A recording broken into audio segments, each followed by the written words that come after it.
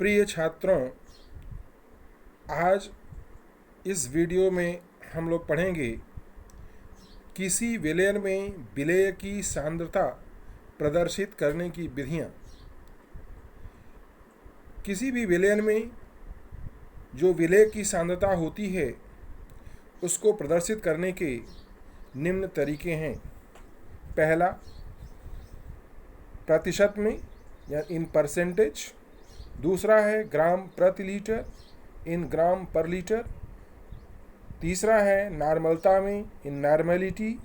मोलरता में, इन मोलैरिटी। मोललता में, इन मोलैलिटी।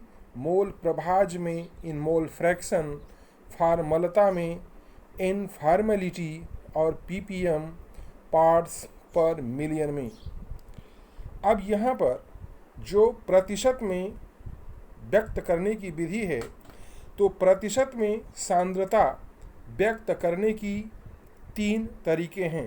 पहला, द्रव्यमान में, जिसको हम लोग W/W बोलते हैं। द्रव्यमान आयतन में W/V, और आयतन में यानी V/V। अब ये द्रव्यमान में कैसे व्यक्त करते हैं, इसकी क्या डेफिनेशन होती है। किसी विलयन के 100 ग्राम में विलेय की ग्राम में मात्रा द्रव्यमान प्रतिशत सांद्रता कहलाती है। यानी द्रव्यमान प्रतिशत बराबर विलेय का द्रव्यमान बटे विलयन का द्रव्यमान गुणित 100। नंबर 2, द्रव्यमान आयतन में यानी W/V में। यहाँ पर जो द्रव्यमान होगा वो विलेय का होगा और आयतन जो होगा वो विलयन का होगा। यानी किसी विलयन के 100 मिलीलीटर, यानी यहाँ पर जो विलयन का आयतन लिया जा रहा है, में घुले विलेय की ग्राम में मात्रा उसकी द्रव्यमान आयतन में प्रतिशत सांद्रता कहलाती है। द्रव्यमान आयतन प्रतिशत बराबर विलेय का द्रव्यमान बटे विलयन का आयतन गुणित 100। अब नंबर 3 आता है आयतन प्रतिशत में। यहाँ पर विलेय का आयतन और विलयन का आयतन यानी दोनों के आयतन होंगे। जैसे यहाँ इसका डिफिनीशन होगा, किसी विलयन के 100 मिलीलीटर में विलेय के मिलीलीटर में मात्रा उसकी आयतन प्रतिशत सांद्रता कहलाती है। यानी आयतन प्रतिशत सांद्रता बराबर विलेय का आयतन बटे विलयन का आयतन गुणित 100। अब इसके बाद नंबर दूसरा है ग्राम प्रति लीटर में, इन ग्राम पर लीटर।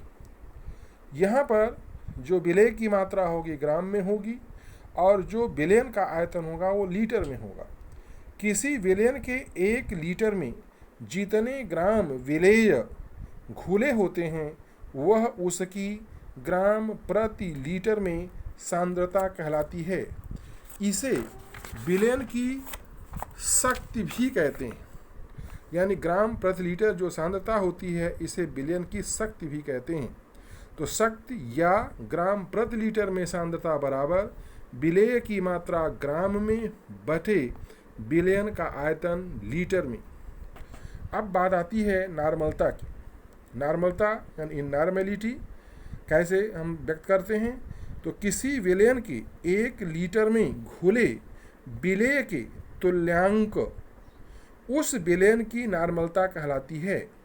अब यहाँ ध्यान देने योग्य बात है कि यहाँ पर जो द्रव्यमान है वह नहीं बल्कि ये तुल्यांक के हिसाब से विलेय की मात्रा होती है। तो नॉर्मलता का डेफिनेशन क्या होगा, सूत्र नॉर्मलता बराबर विलेय के ग्राम तुल्यांक बटे विलयन का आयतन लीटर में।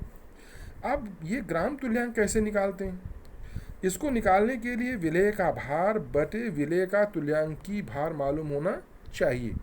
ये पता है कि किसी विलयन में विलेय का कितना भार घुला है और विलेय का तुल्यांकी भार पता है, तो उसके तुल्यांकों की संख्या हम आसानी से गणना करके निकाल सकते हैं।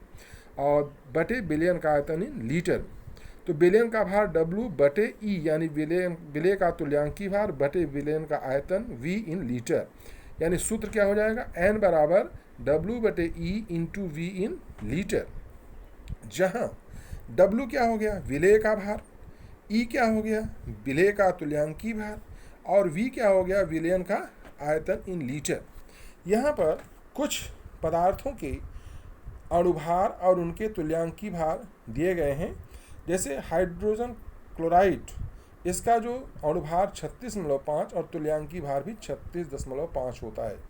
लेकिन H2SO4 का अणुभार 98 और इसका तुल्यांकी भार 49, HNO3 का 63, तुल्यांकी भार भी 63, एसिटिक अम्ल का 60 और यहाँ 60, ऑक्जेलिक अम्ल का 90, इसका तुल्यांकी भार 45, ऑक्जेलिक एसिड अगर हाइड्रेटेड है तो इसका अणुभार 126 और तुल्यांकी भार 63, सोडियम हाइड्रोक्साइड का अणुभार भी 40 और तुल्यांकी भार भी 40, KOH का अणुभार भी 56 है और तुल्यांकी भार भी 56 है।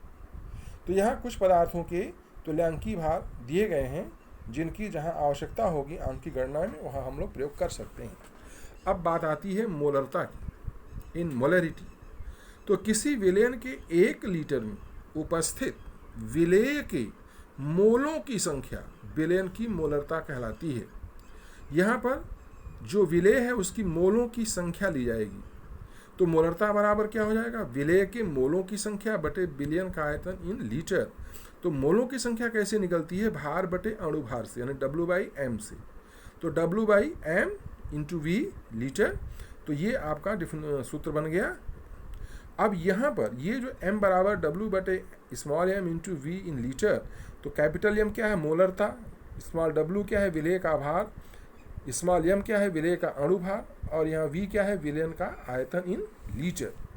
अब मोलरता, मोलेलिटी, किसी विलायक के 1 किलोग्राम में घुले विलेय के मोलों की संख्या को विलयन की मोलरता कहते हैं। ध्यान देने योग्य बात है कि यहाँ जो मात्रा ली जाएगी वो विलायक की ली जाएगी और इन किग्रा ली जाती है मोलरता की गणना के लिए। अर्थात मोलरता बराबर विलेय के मोलों की संख्या बटे विलायक की मात्रा इन किग्रा। ये डिफरेंस है मोलरिटी और मोलैलिटी में, मोलरता और मोलरता में। वहाँ पर विलयन का आयतन इन लीटर होता है मोलरता में, जबकि यहाँ पर मोललता में विलायक की मात्रा इन किग्रा होती है। अर्थात विलेय के मोलों की संख्या W/M बटे विलायक की मात्रा यानी कैपिटल W इन kg। तो यहाँ M डैश बराबर W बटे small m into capital W इन kg, जहाँ M डैश क्या है, मोललता, डिफ्रेंशिएट करने के लिए लिखा गया है, और कैपिटल W यानी विलायक की मात्रा इन किग्रा, स्मॉल w विलेय का भार, और M बराबर विलेय का अणुभार। तो इस सूत्र की सहायता से हम लोग M डैश बराबर W/M इंटू कैपिटल W इन ग्राम से हम लोग मोलरता की गणना आसानी से कर लेते हैं। अब बात आती है मोल प्रभाज की, इन मोल फ्रैक्शन।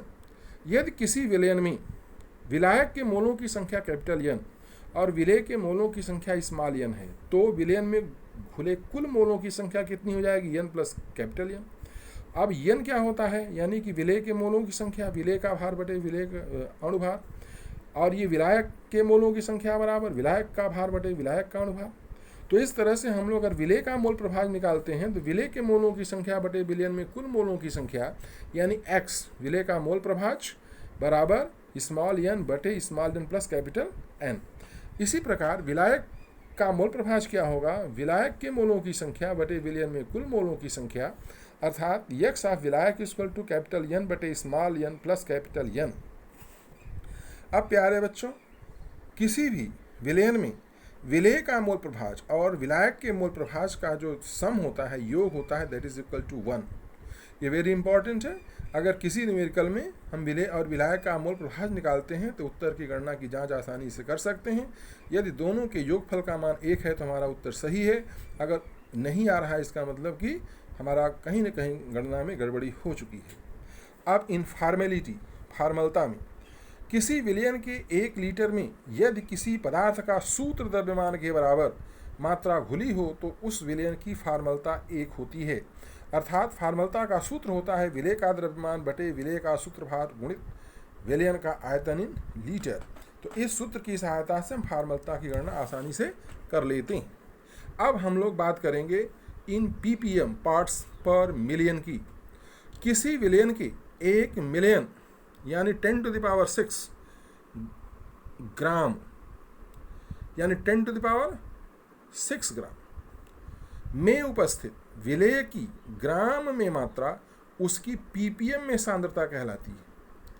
यह जो ppm में सांद्रता व्यक्त की जाती है, यह जैसे नदियों के पानी है, समुद्र के जल में है, जो प्रदूषण होता है, जो या जो साल्ट घुले होते हैं, उनकी मात्रा या उनकी सांद्रता को हम लोग हमेशा ppm में व्यक्त करते हैं।